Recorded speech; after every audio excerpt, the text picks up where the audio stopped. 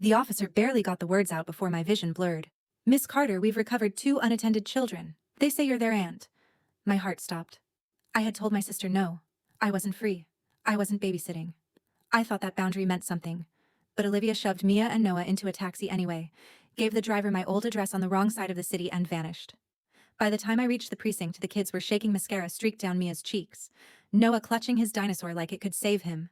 And 48 hours later, everything got even worse. Before I go any further, tell me where you're watching from, and hit like and subscribe if you've ever been betrayed by your own family.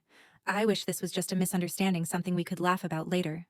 But everything that followed, the CPS interviews, the police reports, the courtroom, started with that one call, and it only spiraled from there. I grew up in a house where everything looked normal from the outside, but every room carried a quiet imbalance. Even now I can still smell the lemon cleaner my mom used before guests came, the way it mixed with the old carpet, and the faint perfume Olivia sprayed everywhere she walked. The imbalance started the year I turned 10. Mom stood at the top of the stairs, pointing like she was assigning roles in a play she'd already written. "Olivia gets the upstairs room," she said. "She needs space for piano practice." Then she opened the basement door. "Emily, you take this one. You're tough. You don't mind." I minded. The room smelled like damp laundry. The cement floor was always cold. At night, the washing machine rattled like it was trying to shake loose from the wall. But Olivia twirled upstairs, planning fairy lights, and I dragged my thin mattress down the steps. I swallowed it. But it settled deeper than I understood. That basement became the pattern. Olivia got opportunity. I got responsibility. When I earned a small scholarship for a summer math program, Mom used it for Olivia's dance intensive. "She needs this more than you do," Mom said. "You'll be fine, Em." When I won a math award in 8th grade, Mom pinned the certificate behind grocery coupons on the fridge. That same night, Olivia brought home a flyer announcing her winter recital.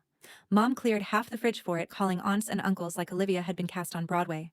One Thanksgiving, while relatives crowded around the table, Aunt Karen leaned over and said, "Liv's going places. And you, Emily, still the helpful one." I smiled, the practiced smile of someone who knew her role in the family script. I wasn't jealous of Olivia's spotlight. I was exhausted by carrying the weight behind it. In high school, Olivia discovered social media. Her golden hour selfies blew up, fast dance clips, outfit hauls, fake deep captions about gratitude. Mom refreshed every post like it was breaking news. Meanwhile, I stocked shelves at the grocery store to save for college. When Olivia borrowed my car without asking and returned it nearly empty, Mom scolded me for making it a big deal. I lay in the basement that night, staring at the exposed pipes, feeling the familiar ache settle under my ribs. Don't make waves. Don't be difficult. Keep the peace. But every time I tried to be small, life kept handing me something that made me want to stand taller. When Olivia got married, she glowed through the entire ceremony. Daniel looked at her like she was made of sunlight. At the reception, he said, "Thank you for helping her all these years." Helping. That was the polite word for carrying. Then Maya was born. Quiet, observant, gentle. When Olivia handed her to me in the hospital, something opened in me like a door I hadn't known existed. Mia curled her tiny hand around my finger and didn't let go. Noah came later. Sensitive, clingy, terrified of loud voices. When Olivia raised hers, which she did often, he always looked for me. Always. A preschool teacher once told me, "They calm down when you walk in. You're safe for them. Safe." That word rooted itself somewhere deep. I didn't know it then, but everything in my past, the basement, the forgotten achievements, the constant swallowing, was preparing me for the day I'd finally stop being the family's backup plan. As Olivia's online following grew, so did the cracks in her perfect mom persona. She posted videos of bedtime routines, but half the time, she filmed them in advance, while I read the real stories off camera. She posted photos of elaborate lunches, but Susan Daniel's mom was usually the one who made them. The first time Olivia left Mia with me for a full weekend, she didn't pack pajamas or a toothbrush, just matching outfits in case I took photos. But kids don't lie with their eyes. Mia relaxed the moment she stepped into my apartment, as if my living room was the only place she didn't have to perform. Noah even more so. When he was a toddler, the slightest raised voice made him hide behind my legs. He clung to me with a kind of desperate trust that broke me open in ways I didn't expect. One evening, Olivia forgot to pick them up from preschool again. A teacher had stayed late waiting. When she finally reached me, she apologized even though it wasn't her fault.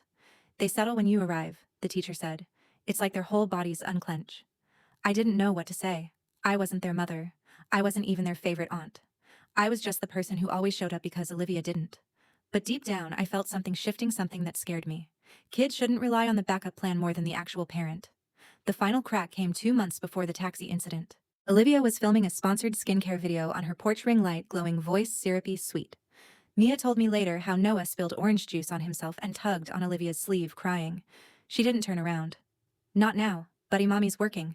she said, eyes glued to the camera. He stood there crying for 4 straight minutes. Mia cleaned him up. Olivia never mentioned it. When Mia told me, she said it with no bitterness, just a quiet resignation no 8-year-old should have. I remember sitting on my couch that night, staring at the dark window, replaying Mia's voice. Something inside me whispered, "This isn't just bad parenting. This is a pattern, and patterns don't go away because you hope they will." 2 weeks before everything blew up, a kindergarten teacher called me. Not Olivia. Miss Carter. "I'm sorry to bother you," she said, but Noah was found alone near the exit gate again. We couldn't reach his mother. "Is he okay?" "He's fine. Just scared. He asked for you." That sentence, it hit differently. It wasn't flattery or guilt. It was truth. He asked for you. Not his mom. Not his dad. Me. The night before the taxi incident, Olivia sent me a message. "You'll take them this weekend. I need it. Don't make this difficult." I stared at my phone, exhaustion settling behind my eyes like fog. For 30 years, I'd been the family's emergency exit, the one they counted on without permission, the one who had to fix what everyone else broke. But this time, something inside me finally steadied. "No," I typed. "I'm not available." She didn't reply, not a word, and for a moment, just a moment, I dared to believe that maybe finally that boundary would hold. It didn't. Her version of no was a taxi, 2 terrified kids, the wrong address, and the beginning of a storm none of us were ready for. The week everything cracked open didn't start with shouting or chaos. It started with a small, ordinary moment that should have meant nothing. Mia falling asleep on my couch with a crayon still in her hand, Noah curled against my side while I typed a late report. It was nearly 1 a.m. and Olivia was out at a rooftop bar, posting cocktails on Instagram with the caption, "Moms deserve nights off." She hadn't mentioned the kids once. I remember staring at her story, the neon lights reflecting off her glass, and feeling a slow burn rise in my chest. Not anger, just clarity. A realization that I wasn't the pinch hitter anymore. I was the whole team, and Olivia didn't even bother pretending otherwise. The first real escalation came when she showed up at my apartment on a Wednesday morning, no warning, kids in tow, lip gloss flawless, at 9 a.m. "Emergency," she declared. Breezing past me, "Brand deal came through. I need you to take them." I blinked. "Liv, I have a meeting in an hour. You can work from home," she said, waving a hand dismissively. "Just put on a movie. They don't nap. They need supervision. And you're good at that." She flashed a smile that didn't reach her eyes. "Don't be difficult." That was her favorite word, difficult. The label she used when she didn't get what she wanted. "I can't today," I said, voice steady. Her expression snapped cold. "Fine, forget it." She grabbed the kids' hands. "Let's go. Aunt Emily's too busy." Mia paused at the door, eyes wide. "Aunt Em, did we do something wrong?" The guilt hit like a punch. "No," I told her. "You did nothing wrong." But Olivia pulled her away before I could say more. That afternoon, Mom called. "Your sister says you're being tense," she began. "She needs support, Emily. She needs a babysitter," I corrected. "There's a difference." Mom sighed dramatically. "You know Olivia depends on you. Be proud of that. Proud." As if being the family's unpaid safety net was something to display on the mantle. "Mom," I said quietly, "you don't lean on Olivia the way you lean on me. We lean on you because you're reliable," she snapped. "Don't ruin that." There it was. The truth they never said out loud. Olivia was the star. I was the structure holding the ceiling up. The next escalation came from a place I never expected, Noah's school. A teacher called me during my lunch break. "Miss Carter, I'm sorry to reach out like this, but Noah was left alone near the exit gate for 10 minutes today. We couldn't reach his mother." My chest tightened. "Is he okay?" "He's scared," she said softly. "He asked for you." Those 4 words, "he asked for you," shook something loose inside me. How many times had this happened? How many times had someone else patched the hole for Olivia while she posed online about doting motherhood? The night after that, Olivia went live on Instagram for a sponsored makeup routine. Ring light, soft music, fake warmth. Behind her, Noah wandered into frame crying because he'd spilled juice on himself. He tugged at her shirt, voice cracking, "Mommy, help." She didn't look away from the camera. "Not now, buddy. Mommy's working." He stood there crying for 4 straight minutes. Mia finally took him by the hand and led him away. Olivia didn't notice. A few hours later, I got a text from Mia, "Mommy's busy again. Noah's sad." That was when she started keeping the small notebook in her backpack, though I didn't know it yet. Then came the messages from Olivia 2 days before everything exploded. "Not requests, demands. You'll be home this weekend. I'm dropping them off early. Don't make this complicated." I typed one word back, "No." Not an explanation. Not an apology. Just a boundary. I should have known she'd see it as an attack.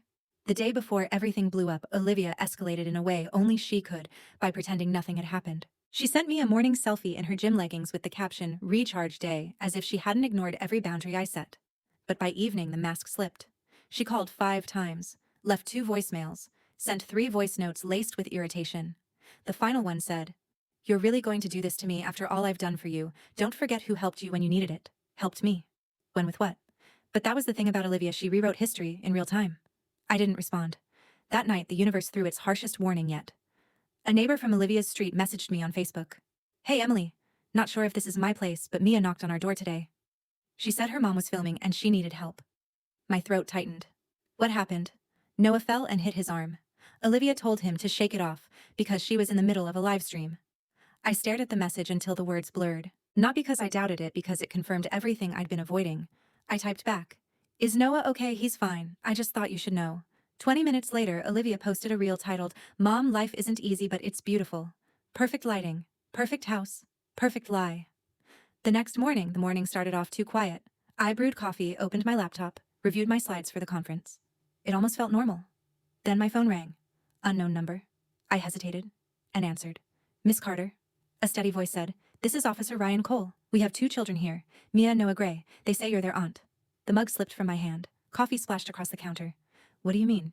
You have them?" "They're supposed to be with their mom. They were dropped off at an address on East Riverside," he said. "The building had no apartment under your name. They were alone on the sidewalk for approximately 20 minutes. 20 minutes. In the cold. At the wrong address." My voice cracked. "I live on West Riverside. Yes, ma'am. We need you at the precinct." I barely remember the cab ride, only the pounding of my heart and the way the city blurred outside the window. Every red light felt like punishment. Inside the station, the fluorescent lights buzzed overhead. And there, on 2 plastic chairs, were Mia and Noah, tiny, trembling. Mascara streaked down Mia's cheeks. Noah clutching his stuffed dinosaur like it was the only stable thing left in the world. Mia ran to me first. "Aunt Em, we couldn't find you." Noah followed, voice shattering. "We thought you forgot us." I pulled them into my coat, my arms barely big enough to contain the shaking. And then came Olivia calling. Calling. When I finally answered, she screamed, "Where are my kids?" "The driver said he dropped them off hours ago." "You gave him my old address," I said. "On the wrong side of the city." "That's not my fault," she snapped. You were supposed to be there." And in that moment, hearing her blame me for children, she abandoned on a sidewalk, something inside me reset. Clean, sharp, cold. This wasn't chaos. This wasn't a misunderstanding. This was a pattern, and it had finally gone too far. CPS stepped in that same afternoon. Daniel flew home that night. Family group chats exploded, calling me dramatic, jealous, ungrateful. Every message was the same: keep the peace, don't make waves, protect Olivia. But watching the footage, Mia pulling Noah away from the street, Noah wiping his face with his sleeve, made one thing painfully clear. If I stayed silent now, I'd be just as guilty as Olivia. The escalation was complete. The line was drawn, and the next step, the courtroom was going to tear everything open. Family court was colder than the precinct, quiet in a way that made every breath sound too loud. The room smelled faintly of paper and old carpet, the kind of place where the truth had to fight to be heard. Daniel sat at the front with his attorney, Amanda, shoulders stiff.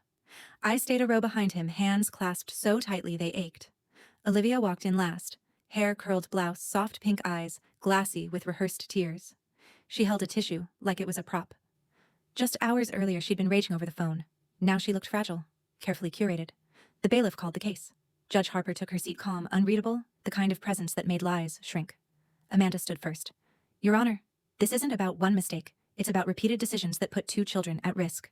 Olivia's attorney countered immediately. "My client is a devoted mother. She believed the children were being taken to their aunt's home. This entire situation has been exaggerated by Miss Carter, who has a long history of conflict with her sister." Judge Harper raised a hand. "Stick to evidence, counselor." Officer Ryan Cole was called to the stand. His testimony was steady. The incomplete address, the wrong side of the city. The 20 minutes alone, the neighbor's call. Then the video played. The footage hit harder in the courtroom than it had in the station. Mia pulling Noah close as a truck roared past. Noah rubbing his eyes with trembling fists. 2 small bodies pressed against a cold wall while cars blurred by. Olivia looked down, but the judge didn't. Next came Rachel from CPS. She summarized prior concerns, late pickups, the near-street incident. Noah wandering alone, the preschool's repeated notes. All documented, all ignored. The air tightened. Then my name was called. I stepped up, aware of Olivia's stare burning through me. Amanda kept it simple. "Did you agree to watch the children that day, Numzu? Did you tell Olivia that?" "Yes." "Did she confirm with you before sending them?" "Nope." Olivia's attorney approached for cross. "Miss Carter, isn't it true you often judged your sister, felt overshadowed by her? No. You chose work over family. I chose not to enable dangerous behavior." A few heads turned at that. Then Olivia took the stand. Instant tears. Shaking voice. "I was rushing. I mixed up East and West. I thought Emily would be there. I never meant any harm." Amanda rose slowly.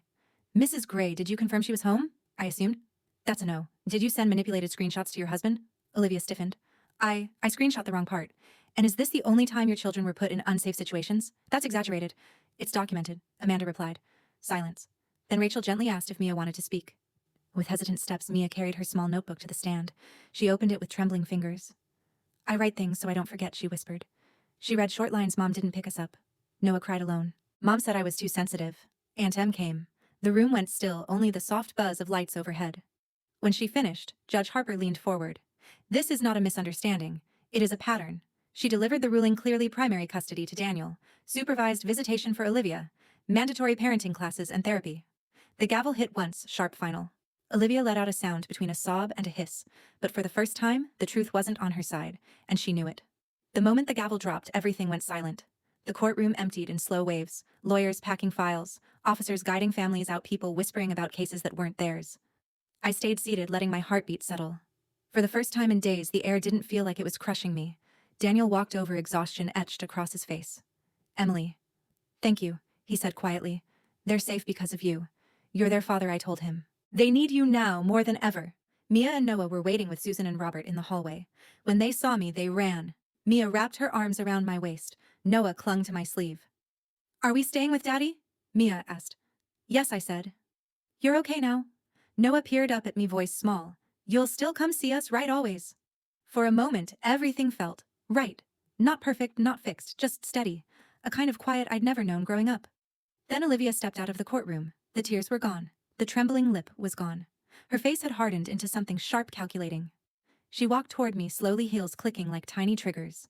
She stopped close enough that I could see the smear of mascara she hadn't completely wiped away. You think this is the end, she whispered. No rage, no panic. Just something colder. You humiliated me. You stole my kids. You made me look like a monster. I didn't respond. She leaned in, voice barely audible. I'm going to fix this. I don't care how long it takes. I don't care who I have to turn into. I always win in the end. Her eyes flicked toward Mia and Noah just for a second, but it was enough to make my stomach knot. You should sleep with one eye open, Em, she said softly, because the next time I come back, I won't be the one on trial. Then she straightened her blouse, lifted her chin, and walked away as if the hallway belonged to her. I watched her go, knowing one thing: this wasn't closure. It was the beginning of whatever war Olivia planned next. And for the first time in my life, I wasn't afraid to fight back. If you've ever felt like the outsider in your own family, make sure you subscribe. People like me don't usually get heard, not until everything breaks. Tell me in the comments if you've ever had to stand up to someone who expected you to stay quiet forever. And if you want to know what Olivia did next, trust me, this story isn't finished. What happened after that hallway confrontation changed everything. Hit like, subscribe, and stay with me. The real fallout is only just beginning.